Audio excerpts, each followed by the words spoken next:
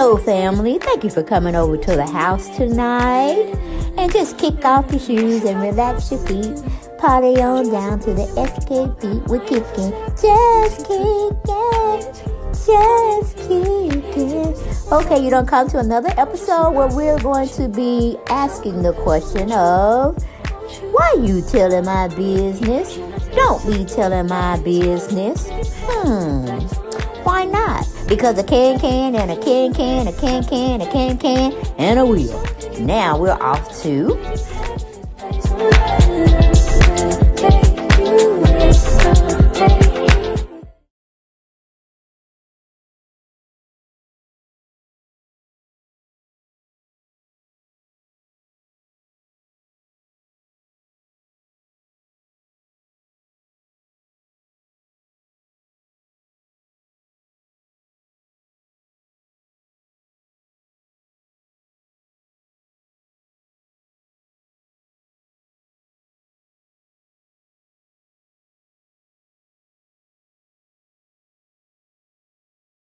Hello everyone, and thank you for coming back to the channel, to the house, because we got some discussing to do. We got to put our heads together, because it seems to me like Prince William and Princess Kate is trying to shade Kim Kardashian. Yeah, that's what I said. Kim Kardashian went over there and bought one of Williams' mother's jewelry from the past, and I guess she feel like she got a little part of history, a little part of William's mom. Or I don't know. The cross is beautiful, but it's too big. It's too big. It looked too big on Miss Diana when she was alive. But we get on into a story that Yahoo.com brought up for us for our entertainment purposes. And we have it written by Kaylee Roberts, and she titled it, So, the royal family probably laughed at Kim Kardashian for buying Princess Diana's necklace. Now, why would they laugh, other than it being some gigantic piece of artifact or, jewel or whatever? It's too big on her little body, too. It would look all kinds of misplaced on her. But we're going to go on into the article. Hearst Magazine and Yahoo may earn commission or remove of some items through the links below. ICYMI earlier this month, news broke that Kim Kardashian decided to drop a casual $197,453 to bring home a piece of modern royal history. Specifically, she's the proud new owner of Princess Diana iconic Atala cross, an enormous anthemis and diamond cross necklace that was made in the 1920s for court jewelry company Garrard. The stunning statement piece was most famously worn by Diana, although not technically owned by the royal. And here's a quick pic of her wearing it as a fancy pants charity gala in October of 1987, along with a Catherine Walker dress, an epic duo updo. Child, she looked like a Christmas hot mess. Amethyst, it's like that purple. Y'all know what I'm talking about? But yeah, it's the same color as her dress. A little darker, but it goes with what she has on. And y'all will see the picture of the purple dress coming up soon. All right, but anyway, let's continue. Kim picked up the necklace at an auction, and now this royal history can go live in Southern California, or can go live in Southern California and visit her aesthetically neutral home. Wow, presumably living most of the time in a high security bank vault somewhere, that with it being $200K worth of royal history and all. Yeah, that's the necklace, or the what do you call it? The charm that goes on. I guess you can slip it through, and you can wear it with pearl necklace, or you can wear it with a, I don't know. It seems like Diana wore it with some pearl necklaces hooked around that clisp, that what do you call that? A gauge or something like that. Bell, that's what I'm talking about. Hooked through that bell with any other flavored jewelry, or not flavor, favorite jewelry of her choice. Okay. Yeah, Kim, that's too big and that's too much worth some money. I mean, you can't wear that out to no fashion show or just out in public. What was she thinking when she bought it? Hell, I've been laughing at her too. But anyway, wondering how the royal family feels about reality TV royalty owning a piece of Princess Diana's favorite fashion history. Some thankfully, there's a royal expert for that. Okay, let's move on. Let's see what they got to say. I think they probably laughed at it. I laughed about it over the breakfast tables and moved on to Valentine Lowe, royal expert and the author of Couture's Intrigue, Ambition, and the Power Players Behind the House of Windsor, predicted of the royal family reaction during a recent chat with U.S. Weekly. They certainly wouldn't be annoyed, I don't think. I know that's right. That's someone in their bank account. But let's see here. Sotheby's is like a real estate high end.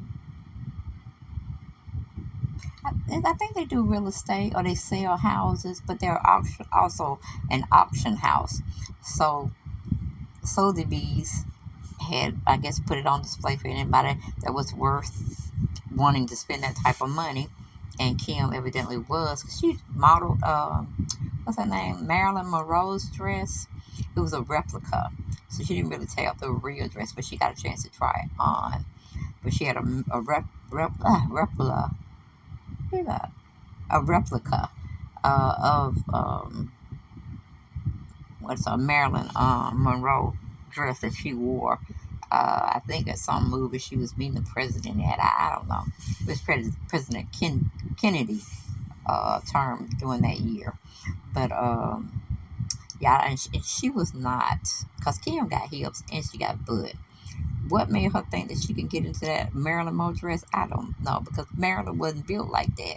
Okay, she was really like an hourglass, but it was shapely into like a short waist and a short thigh. You know what I'm saying? Or hip, I should say.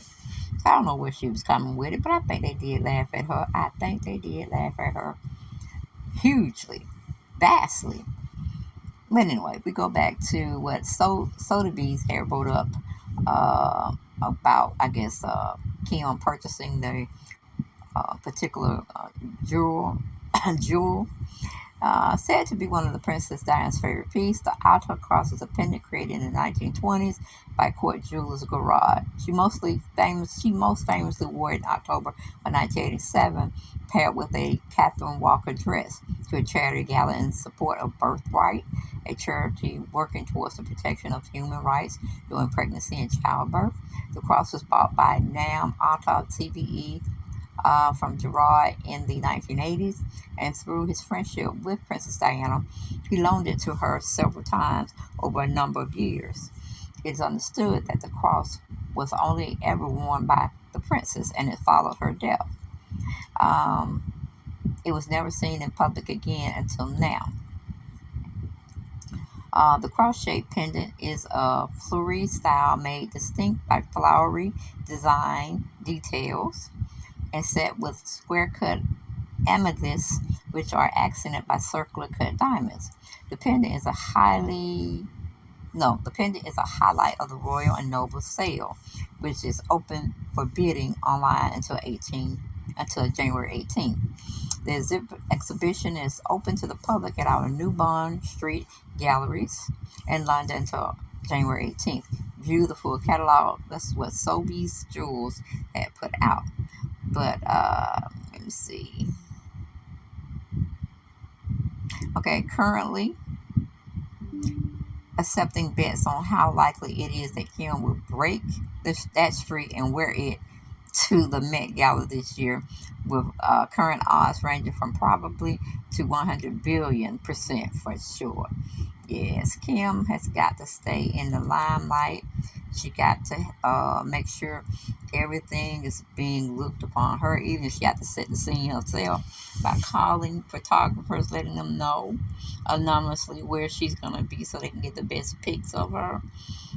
This is how she gets down, I do believe. Um, Let me see. And we had some commenters here that were asked to weigh in on what they saw Kim wanted to buy such an, you know, I don't know, because it's a cute cross, but I'm not a cross wearing person. Because I believe I don't want to remember the Lord being hung up like that. And with the Lord, you don't need symbols to worship Him and all that. So, and man has done so much to make the cross look wicked. And that's pretty much why I don't wear crosses. But anyway, that was just me telling you a little bit about me, and I shouldn't have been. I should have been telling y'all about the story we looking at, right? But I'm pretty sure, like, Kate and William did probably give Kim Kardashian a long laugh on why would she buy something so, because it kind of looked gaudy, you know what I'm saying? It's just too big, and you could see Kim probably wearing it, probably her neck down, you know what I'm saying? But it just is what it is. But we had commenters make their opinion or give their opinion on why Kim should or should not have made such a uh, big purchase with it going to be pretty much sitting in a vault somewhere, like someone said. But I see you said, I think they probably laughed at it, laughed about it over the breakfast table, and moved on. Valentine Lowe, or expert, wait, what? Stop here. Right there, and this person calls himself so-called royal expert by just throwing in conjectural that the royals probably laughed over this subject. Mr. Lowe is no ex. Then we have Lee speaks out. He says Kardashian can buy whatever she wants by the way of merchandise, but one can't buy class. Now that's what I'm talking about. She thinks she get all this royal stuff, try to look royal in the eyes of the British men and women over there. She would get the same royalty passed back to her as far as acceptance. But no, like they say, you can't buy class. All right? You can't buy loyalty. All that has to be within. But that was the purple dress that I was talking about. That she wore the purple amethyst stone cross necklace. And can you see that was long on Diana? And it looked like it was weighing her down. Can you imagine with Kim trying to be a size zero? What that would weigh heavy on her? Child, she'll look like a horse with those reins going. But anyway, people watcher. They put down in comments, why is Kim Kardashian always trying to be someone else? First, she ruins Marilyn Monroe iconic gown. I know that's right, girl. Just having to shove her total different body into that gown, and now this. These people who own these other pieces were well known for their work in their class. Kardashian is known for having enough money to imitate them. Nobody's mistaken you for Marilyn or Diana, nor will they ever give up. I know that's right, give up, child. Give up. Then Carla said, I thought Kim was done buying and wearing fancy jewelry after she got robbed. So she says in her interviews. You know Kim was lying. Carla, you knew Kim was lying her butt off. Then we have Michael. He says, I think people forget Kim is nothing more than a round heel clout chaser. I'm so sure her mother produced and released the tape or that tape. It's disgusting. What won't they do for money or fame? Mm-hmm. Kind of ask myself the same question as well. Nothing, nothing is too shabby or chic or impossible. They would do it just for the publicity. Then we have David. He said, well, she owns it now. If she wants to wear it, she can. Brigdahl said, if it was never opened by her, why do you call it Diana's Cross? And I agree. Until the media piece, I doubt that RF even knew about it. Surprised no one is complaining that is Islamic. Wait a minute, Islamophobic as well. Okay. Well, and you still got people bashing her in the comments, and then some people taking up for it, saying if she got the money to pay for it, then let her do what she do. So y'all get in the comments and tell me what y'all thought about it. All right, goodbye.